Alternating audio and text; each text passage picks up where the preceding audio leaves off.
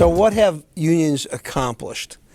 Let's take a look at how unions are functioning and working for the common interest of workers today.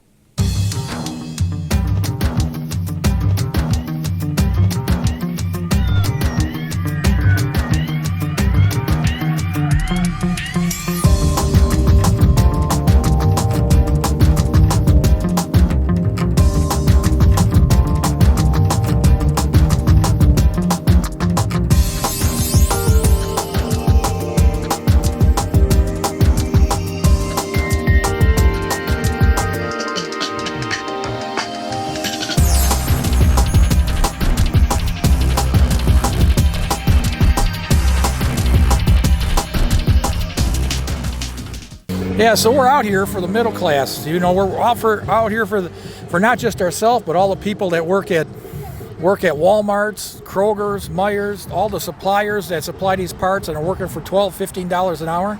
So the struggle's real. That's who we're out here for today. We're not only ourselves, but everyone out there that works hard for a living and gets that weekly paycheck. This is the line right here. This is where we drew the line. We drew the line against General Motors, but General Motors is backed by Fords and Chryslers and every other big business out there. They're all looking for the same thing. They're all looking to bust the unions. They're all looking to put us in poverty and give us minimum wage. That's their dream. They want to get richer and they want to keep us poor and they want to keep us down. So you can keep a poor guy down if he's living from paycheck to paycheck.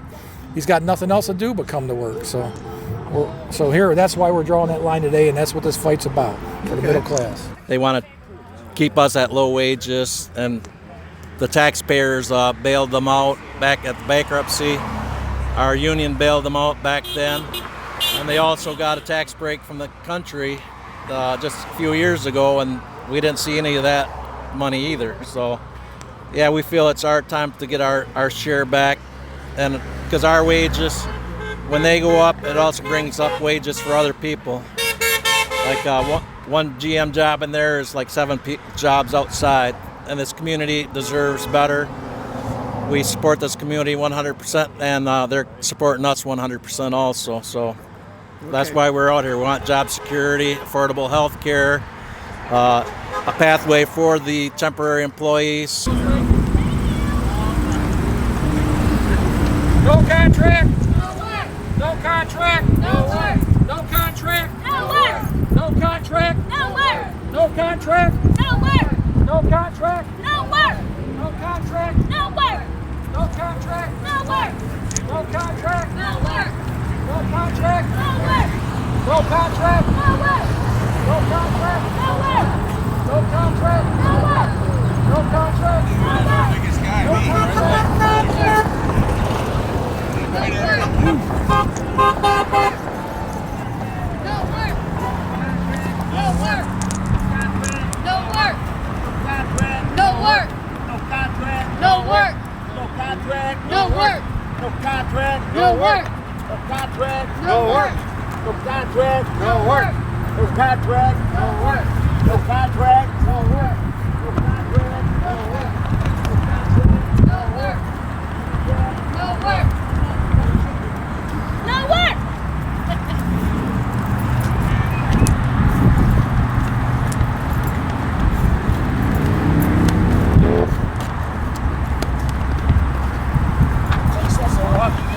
So, Chad, you're in a union, and there was a time when you weren't in a union. That's correct. Yeah, and can you talk about the difference between those two times? I feel like people credit the union as being better when it comes to skilled trades, and I don't think that's the most accurate way to put it. I think that when you look at collegiate football teams, that you have a player on a school that's not as well known that can be just as good on a school that's very well known. So it's not to say that there's a real skill discrepancy. It's just that the team that offers the more incentive for stardom has a whole team of above average players as well. Okay. So it's not to take away from the non-union guys being not as talented. It's just to say that there's a broader range of it. So what you're saying is that people want to get in a union, and the union typically filters in a lot of people who have high skill levels or motivation? Well, Ziggy, we are a capitalist economy. Yeah. And throughout every other sector of the economy, we can look at pay as incentive to get skill. Yeah. You know, whether it's CEOs or executive pay, right down to school districts. You know, we link everything with that, and that carries over to the building trades. Fund our future! Fund our future! Fund our future! Fund our future! Fund our future! Fund our future! Fund our future! I'm a Detroit Federation of Teachers retiring. So the Michigan Federation of Teachers, when I first started working, we were working for $5,200 a year. We went on strike my first year. Our pay raise went up to $6,400. So instant pay. But better than that, Detroit was a feudal system when I first started, where the principals were God in the building. Having a force of a union steward who could speak for you and make sure that you were being legitimately disciplined, protected, and so forth was probably even more important than the money. Detroit at that time, I started teaching in '66, was probably one of the higher paid districts in the state. As the attacks on unionism have occurred and attacks on teachers, Detroit's one of the most difficult districts to work in, and it's one of the lower paying districts in the state. So the effect of having effective union leadership and effective union membership is what makes you have a safe and productive place to work in.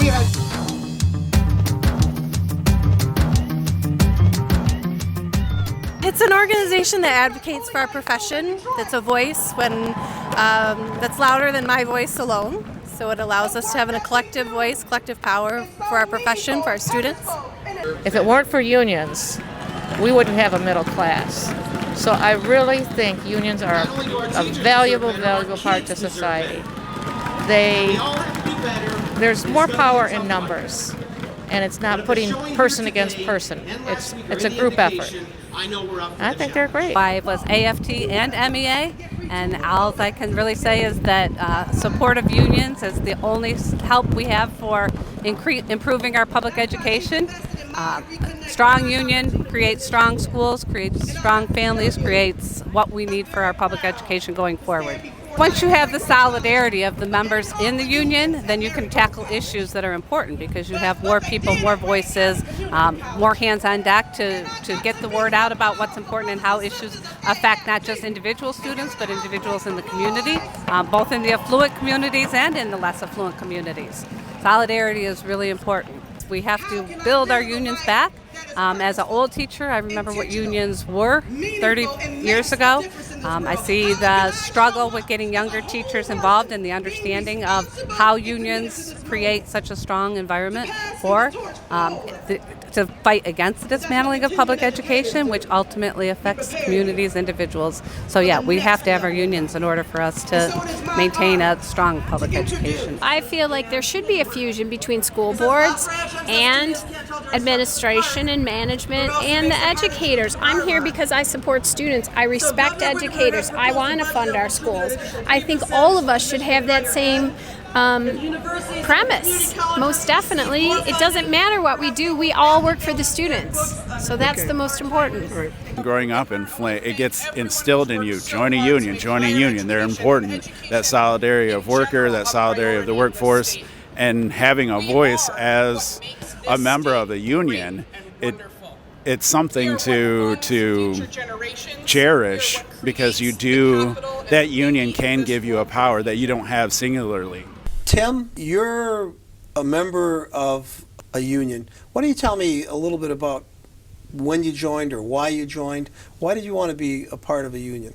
I wanted to join a union for a pension, health care, safety, and better wages. And I got all that and more. Okay. And when you look at people your age who are out in the workforce, do you sometimes feel like you have an advantage because you're in a union? Oh yeah, especially in the construction industry. You know, you're asked to do some dangerous things. And without proper training, if you're ignorant, you don't know that you're putting yourself in harm's way, which I did all the time prior to joining the union. I did some stuff that's truly dangerous, but you don't know. There's a little macho thing going on. And when you're in the union, you have representation. If someone asks you to do something that's dangerous, for one thing, you're trained. Say they want you to go into a confined space. Well, if they don't monitor the air, get a escape plan, all this stuff, you can refuse that and not worry about being fired because you have protection from call the union steward, and and the contractor is aware of that. So there's many or much less chances of them even asking you to do something like that. That's where the unions come in. Also, you mentioned the safety aspects. I don't know if you're familiar with a shirtwaist factory fire. That was one of the big ones in New York where it was a sweatshop. They had locked the doors. A fire broke out and they lost hundreds of workers. That was one of the first ones where they came in with worker safety. So it's definitely worker safety, worker standards. And even if you don't belong to a union in an area, the unions automatically bring up the pay and benefits in the area. So even if you're not in a union shop, a union place, you will benefit, as you mentioned, the 40-hour work week, the 2 consecutive days off, lunch breaks, just basic workers' rights. So, but if you're in a union, you have an active way to actually try to better your work environment. Yeah, and we talk about factory fires. They still exist in other countries. Oh, yeah. Pakistan, India, Sure. These things happen there where hundreds of people die in a fire because the doors are barred and it's a sweatshop kind of condition. That's why we have OSHA. That's why we have OSHA. And OSHA wouldn't be here if it wasn't for unions. Right. Child labor laws. Child labor laws. It was common back especially with the textile industry. 7-year-old kid working, instead of being in school, he's on a machine. Yeah. And Jimmy, why is it that some employers or employers that don't appreciate or don't like unions? In my own experiences, for example, I think a lot of that is because of the unyielding. And let me say this. There was a point in time where unions literally had to be the consciousness of corporations. I would, certainly coming from Flint, I was born and raised in Flint, and certainly a union town. There were probably a number of instances that I can relate where employers were not fair to employees, and unions had a absolute necessity and a place of employment in order to create that fairness. I think sometimes we lose our ways, and not just the unions, but people in general. And I think the unions, where they started out with the genesis of being able to help, maybe in some respects, power corrupts and absolute power corrupts absolutely. I think they lost their way, and with that, many of them became unyielding to management, some of the management issues out there. I think union and management in particular should have one common mission together. Don't go out of business. Don't go out of business. I don't think either of them should be predisposed to trump the other at the sacrifice of the business model. Why is it that unions can't or don't organize in all settings? What do you see as being something that maybe restricts that or pushes back on it? That's interesting. I'm glad you bring that up, because when I talk about unions, I always say which. And that's a stereotype that, again, this country makes. When you say union, unions have different interests. Teamsters different than building trades different than SEIU. They have different, they have a common theme, which is collective bargaining power, but their interests and how they work and how they drive, how they meet with management, all very different. I think in many respects, there's this lack of identity when it comes to unionization and its inopportunity to literally embed itself inside a corporate structure. So again, I don't want to generalize, but in some respects that's kind of the problem. We do generalize when it comes to unions. We don't talk specifically about the union, which industry. I mean, is it more difficult for building trades to get into a construction industry than, say, the longshoremen in fishing or the SEIU in hotel and entertainment? Yeah, it is. And it's usually the predisposition of the end users. End users are different. You know, fishing companies are far different than building trades companies, and building trades companies are far different than entertainment companies. And so I think when we talk about unions, we need to do a better job, or I would even say they need to do a better job at identifying themselves and separating themselves away from every single union. I think that's probably the real key. So you're saying, and correct me if I'm wrong, because I don't want to put words in your mouth, but when unions can't identify the reason that they should represent somebody and do it effectively, they can't organize. There's no question about it. Okay. You know, and let me make this clear too. You know, I'm a practitioner of free enterprise. I'm not anti-union, although, you know, when you pitch yourself against it, and there's a difference between politics and public policy, and I would suggest that the same thing is true about right to work, for example, and free enterprise theorists. You know, when I look at right to work, I never look at it as an anti-union initiative. I know if I was in a union, I probably would. Yeah. But from my perspective, I don't. I look at it as an opportunity to choose.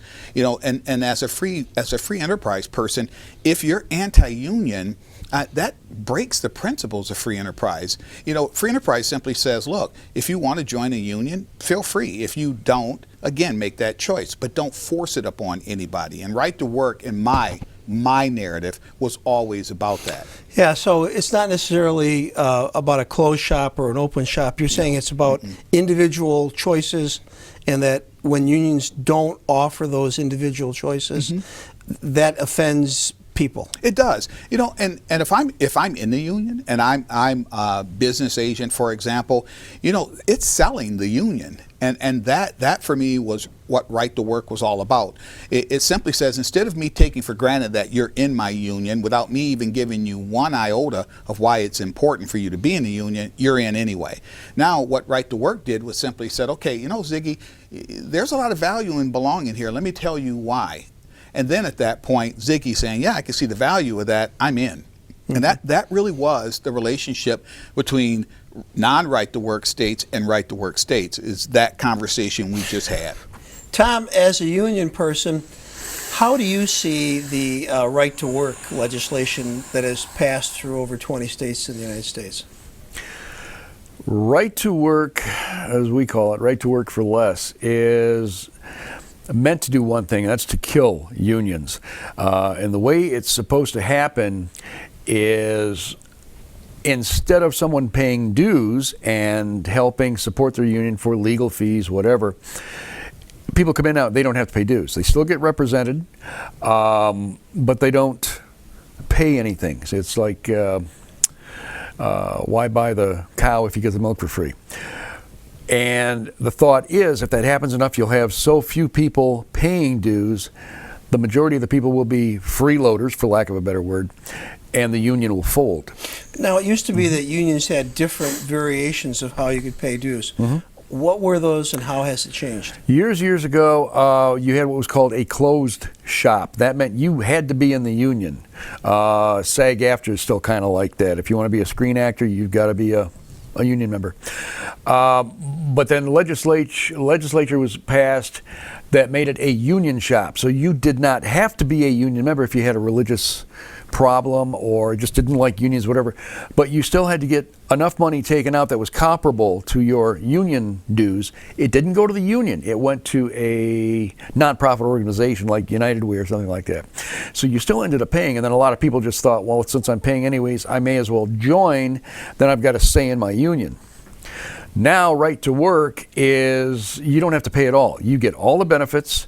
You work at the location. You don't pay anything. The only thing is you don't have any say in that union. You can't vote. You can't go to the meetings. You don't have a say on the contract, but you get all the benefits. And ideally, or what they think of ideally, is the unions will atrophy, they will fold, go away, and then the companies have free, have carte blanche to come back and take your benefits away. And then we're right back to square one. Yes, sir. One man against an organization. Yes, sir. Okay. Well, you mentioned earlier about the fact that unions had a defined purpose in labor movements at one time, and then that shifted and changed. Do you think that's also a reflection of changing demographics and the changing No question. culture and people and how they view work and life? No question. Let me give you a classic example of that, and let's make it local. Let's take Detroit, for example. Detroit, truly one of the most decimated cities in the country at any given point in time. And then there was this reinvestment in Detroit, and Detroit never stopped being predominantly black. Okay, so what the trade unions did in one respect was they capitalized on that, but what they didn't do was make their membership look like the citizens. And so you have this massive investment, billions of dollars going into sports stadiums, and of that work product, 80% of that, they're white. 80% of that workforce is white when 80% of the population is black. You can see a disconnect in that demographic. Mm-hmm. So you're representing who? You just don't look like the people you say you're representing, and they certainly don't benefit from it. They don't feel it. They're not a participant in it. So how could you as a trade union say, we're here for you? Really? And I think that's the disconnect. I think if the unions had simply said, look, we want this business, we want to make it about building trades, and we're going to make it about the people who live here and make them a part of this success, this part of this model, who would say no to that? So, Nicholas, if you think about unions, what's the first thing that comes to your mind? Teddy Roosevelt, probably. Labor was really defining America at the time, especially during World War I, because we were a high manufacturer, a high economic impact on the war. So I get like a sense of I'd say like pride when I think of unions. But that being said, I also think a lot about like the decline of unions in my lifetime. Seeing my parents enter and exit union workforces, a lot of my friends, family members leaving unions, and then a lot of legislation in the last couple of years since I've been aware of like the modern progression towards like an ununionized workforce, of like the effects that's having on people's lives in America. So do you think there's ever going to be a time in your lifetime, your work time, that you're going to be in a union? It's really hard to say at this point. So we all know that unions have been on a decline partially for a lot of reasons. And one of those big reasons is the youth's involvement in higher education rates. And it makes sense that a lot of people coming out of college with degrees from university, there's less of a union incentive because a lot of the careers they're going into are private contractors, and a lot of the times they don't have the opportunity to unionize. That being said, it's hard to say also because that isn't the fault of unions as much as that's the fault of our modern labor climate. There's not much of a labor movement in America compared to some of our European brothers and sisters. And I think that is really a reflection of the direction we're heading is kind of diminishing the value of labor in the market. And so I'd like to be a part of a union in my life. What I'd like to say is that there is no downfall into being a member of the union. There are several different ways that employers can get rid of employees when they want to cut people from working. And one of the things they use is the personnel management system. So here you are an employee, you're doing real good, you're getting high performance plans, and all of a sudden you're targeted, they want to get rid of you. All of a sudden they start using the performance management system. Then you don't have any representation because you don't know the law. They put you on something, what they call a performance plan, or an abbreviation called a PIP. You're out of work, you're gone. They fire you, right? And that's the way they can weed you out because you didn't have any representation. I was talking to Tom before off camera, and we were talking about how unions shouldn't be political. It should be all about your job, all about providing for your family and protecting your job. Yeah. So if you want to take it and be stupid, and not allow any representation, that's on you, because stupid equals fired, because that's what you're going to be if you don't have any representation. And also, Tom and I were talking off camera about who represents you: union stewards, union presidents. It's important to have somebody that represents you that know what they're doing, okay? Because most of the time, what I have seen is that sometimes the union presidents can be in the back pocket of management. I've dealt with some unions in my previous job and in my union that had some problems. The difference is it's taken care of. All of your members have a vote, and your officers are members of the union also. And you have different way. Every union that I know of has a set of bylaws. That says if you're the union president and I think you're doing something wrong, I can bring you up on charges. If it's found to be valid, you're gone. Okay. So as You can opposed be to the voted CEO, out. your board of directors, your stockholders, can eliminate a CEO, but if they're making money, they don't care. Right. The union members all have the say, like you said, it's a democracy. Right. And there have been problems in the past. Anything that is run by humans, you got greed. So you probably have a better idea of what unions have been able to accomplish for you and me and for everybody else. But let me just kind of remind people about some things we take for granted today that's happening all the time. Unions gave us the weekend. Every time you have a weekend, think about that. Unions gave us fair wages and relative income equality. And that's still an ongoing battle. But, when you think about fair wages or a living wage, that's something that unions are still very much involved with. Unions helped eliminate child labor in this country. If you go outside the United States, you go to India or China or Vietnam or whatever, you see these young kids who are being used in labor every single day. They're not going to school. That was America before unions. Unions won widespread employee-based health coverage. We have a lot of people now that are covered by health insurance from their employer. If unions didn't fight for that, that wouldn't be the case. And if unions aren't around to fight for that, there isn't going to be any employee-sponsored health insurance. Everybody's going to be on their own dime. Unions spearheaded the fight for family and medical leave. We still don't have the kind of family and medical leave they have in other countries around the world where people can be home with a sick relative or when their child is born for an extended period of time. But we do have something, and we wouldn't even have that if it wasn't for unions. So when we think about unions, and there's more than that, there's about 36 different things. I'm not going to go into all of them, but we take for granted many of the things that unions have done over time for you and for me. And we have to keep in mind that the union membership right now has declined to probably a level that we haven't seen in a long time. But interestingly, over 200,000 people joined unions, new people, in the last few years. And so there is an interest. And I think that many of the younger workers, particularly the millennials, are taking a good look at unions because they're thinking about how can they organize to have more, not less, of what's going on. Thank you for listening and watching Union Made. And keep in mind, many of the things that you take for granted today, they're brought to you by the unions. Have a good day.